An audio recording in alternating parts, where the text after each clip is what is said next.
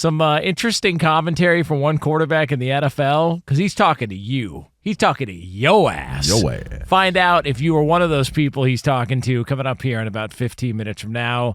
Shane Steichen was talking yesterday about the decision to go with Joe Flacco at quarterback over Anthony Richardson. That was something that we had discussed here on the show previously over the last couple of days. The report came out that the decision was made that they were going to go with Steichen or they were going to go with Flacco over Anthony Richardson. Here was Steichen discussing the decision.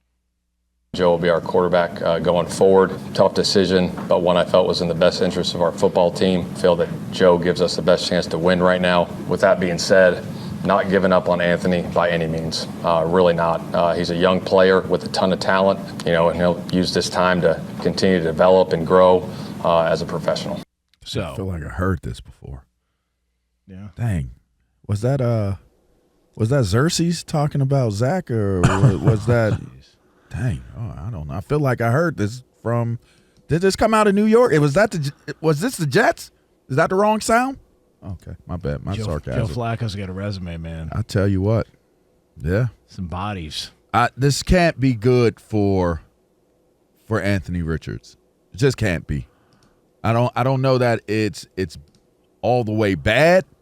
It just ain't nowhere near good, is what I'll say. You can have it from there, Q. You just quarterback talk, but it can't be in terms of the confidence in you as a player. Just can't be good if this is where you're at after being a starter. I said this yesterday, and I'll reiterate some of the sentiments. After a rookie season, if you aren't solidifying yourself as a starter, which few do, C.J. Stroud's rookie season was probably comparable to only maybe Dan Marino as far as him bursting on the scene and absolutely dominating with his style of play. Jaden Daniels, you can make the case, is doing some of that this year. Most rookie quarterbacks, it's more up and down. And there's still this sense of like, okay, let's see what they develop into in year two. And you hope they make that big stride, or at least strides, in the right direction. Not only did he barely play because of injury, outside of a few flash plays, there was nothing that you felt like you could hang your hat on with Anthony Richardson based on his rookie year. Going into year two, similar issues. Joe Flacco has to be signed in the offseason because you lost your backup, and you need a backup because of the injury concern with Richardson. And of course, he gets injured. They need Flacco. Flacco comes in, throws a touchdown pass first play. It feels like there's a lack of understanding from Anthony Richardson that in no way, shape, or form has he been able to solidify himself as their guy, as their franchise starter. And he needs to be doing everything he possibly can on and off the field to fix that so that they view him as the guy. And I think Shane Steichen was in a tough spot after what happened last week, because when he makes a signal to tap out, we don't know how many people probably noticed that during the course of the game. Now afterwards, once the media gets a hold of it, everyone's looking at Shane Steichen thinking, how are you going to react to this? Because next to the head coach is the quarterback, you viewed as the leaders of the team. And there's going to be offensive linemen, defensive linemen, other players who are concerned with this because they're looking at his position saying, we've never seen this before in our life.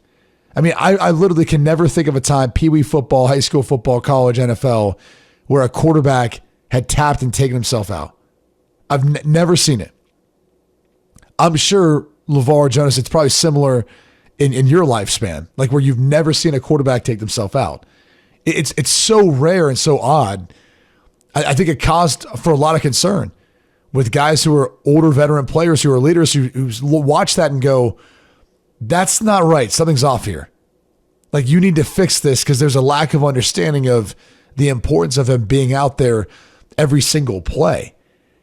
And clearly there's a disconnect. So again, I don't know if this is a wake-up call from Shane Steichen or if this is him essentially saying, like, I don't know. Like maybe this young man doesn't get it. He's going to have to learn and watch for a while. Maybe we can clean up some things fundamentally in the meantime.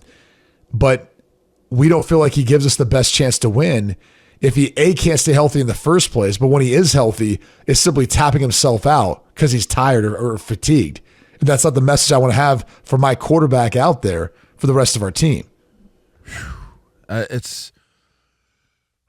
Man, you look at situations and you want to say, is a moment in time where there's a lack of maybe clarity, understanding, maybe even maturity that's connected to what's taking place. Is it something that you can address without there being this level of a response to it? Because I think you touched on it a little bit yesterday, Q, when you said, what type of damage does this do, potentially to Anthony Richardson? Richardson. There's a Richardson. Richardson. Yes. I just wonder, is this one of those moments where you have to exercise a different hat other than the coach? Because again, these guys, these young guys these days, they interpret things differently, they internalize things differently. They're just different. It's a different type of kid. Their compass is different. The direction of it is different than what older versions of football players and just older versions of people. It's just that's kind of natural evolution of culture and society. I just wonder if this is one of those moments where if it truly is just purely based off of a bad decision, which, I mean, I don't know that it's a decision. It might be more of what he thinks he thought that was right, and he didn't look at it as being something that would cost him his starting job. Or is there a bigger issue with him? Did that just bring to light some of the bigger issues that are taking place with him behind the scenes? And I just wonder if it is just that led to this decision, should there be a different hat being put on here by the coach? And it's not necessary for a coach to have to do that, but in some cases, we all know that coaches wear different hats. That's what make the special coaches special. A coach that just coaches, that's a coach. But the ones that are special, that have lifelong bonds with their players and lifelong bonds with the families and people involved, they wear different hats, and we all know that. Sometimes it's a father figure, sometimes it's a mentor, sometimes it's whatever, a counselor. But they have to be able to come and go from the different hats that they have in matter of moments. And I just wonder if this is one of those situations. Was this the easier way out to just say we're going to play Flacco? Or is there something more here? To me, I feel like there has to be something more here, because this isn't an elite team. It's not like you're one player away from being a Super Bowl contender. You might have the best chance of winning with Flacco in there, but in the long term, is that what's best for you and your team? I just feel like there's got to be something more to it than just that decision. Maybe that just brought the awareness of it to the forefront. He's got 10 starts in his career. He's left 4 because of injury. And then one of the other ones, he decided to opt out on a play because he was tired. And he hasn't played well since he's been there. And they're better with Joe Flacco in the lineup, just like they were better with Gardner Minshew in the lineup last year. And they almost made the playoffs last year. I think Steichen's probably looking at this going, dude, like, I mean, we gotta go here. Like, there's probably a lot of people there that are under the gun. Like, Chris Ballard's been there a long time. Like, there's been a lot of dysfunction there. There's been a lot of turnover there. And he's probably looking around going, we don't have time. Like, we can make a run at this thing and be a playoff team, but we can't do it on somebody that we can't rely on as the best ability is availability. The guy's not available. You know what's interesting, guys, when you think about it? What's the one owner name we hear in the media so much outside of Jerry Jones? Jim Irsay. Yeah. Kraft. We haven't heard anything. Kraft, but that place that place shut down in Florida. You'll hear about Kraft, but you don't really you don't necessarily hear Kraft's voice. You don't hear, you stupid. What? Bobby Orchids. Damn. You said it. Hey, man, we're not hearing anything from the ownership. Jim Irsay is one. He's come out and he gives his opinions. He'll tell you how he feels about things. We haven't heard anything. He's been a little more quiet this year. He did have some health issues earlier. He did. I'm not sure if that plays a role in it. And maybe it does, but I haven't heard anything. And that could be it. Or there could be the idea of, like, you got it to do it. We're not going to meddle in it. So let's see where it goes. This could be one of those potentially. This is one of those decisions where it probably does dictate whether he maybe maintains his job or not. I'll say this, though. That throw that Anthony, I don't care what happens the rest of the year, that throw he made in week 1 is the best throw of the season. Like, no, Jaden Daniels got best throw of the season. I don't think so, man. What's his best throw of the season? No, not Anthony Richardson. Jaden Daniels. That's the one they just won the game with. No. The throw by Anthony Richardson, I don't know that many quarterbacks could actually do that. Where'd he throw it from? What do you mean? It was like he threw it off his back foot 60 yards on a dime. How far was that? As he was getting hit. How far was that Hail Mary? Like 60? It was 60 plus, but it was with a crow hop and a running start. Yeah, well, we have opinions. I like Jaden Daniels' throw of the year. That's the best throw I've seen. Anthony Richardson's throw is one of the best throws I've ever seen.